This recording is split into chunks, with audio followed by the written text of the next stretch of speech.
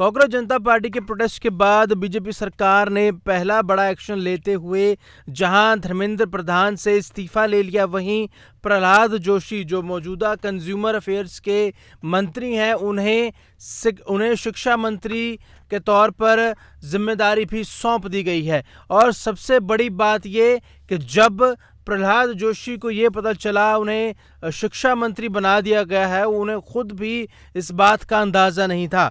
यानी शिक्षा मंत्री बनने के बाद जब प्रहलाद जोशी ने पहला बयान दिया, उन्होंने खुद उस बयान में कहा कि मुझे हाल ही में ये पता चला है कि प्रधानमंत्री मोदी ने मुझे ये जिम्मेदारी सौंपी है।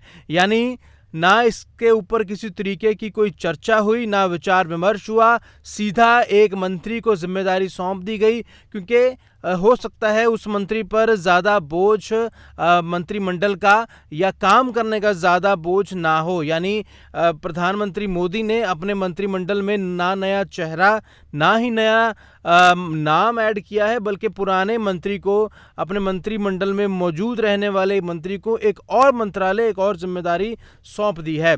धर्मेंद्र प्रधान जिनका इस्तीफा कल शाम लिया गया, जब से नीट एग्ज़ाम पेपर 1 लीक हुआ है, मौतें होना शुरू हुई, बच्चों ने सुसाइड करना शुरू हुआ, तब से ये कांग्रेस जनता पार्टी लगातार धर्मेंद्र प्रधान के इस्तीफे पर, लगातार नीट उन बच्चों पर जिन्होंने जो इस नीट एग्ज़ाम का दबाव नहीं सहन कर पाए, उन्होंने अपनी ज़िंदगी ख़त्म कर ली, उनको इंसाफ दिलाने के लिए और भारत की शिक्षा प्रणाली में किस तरीके से बदलाव किए जाएं, इनको लेकर लगातार चर्चा में है कांग्रेस जनता पार्टी। आखिर उनकी जीत हुई, विद्यार्थियों की जीत हुई, स्टूडेंट्स की जीत हुई, जेनजी बच्चों की, युवा की जीत हुई जब धर्मेंद्र प्रधान से इस्तीफा ले लिया गया या फिर धर्मेंद्र प्रधान ने इस्तीफा दिया।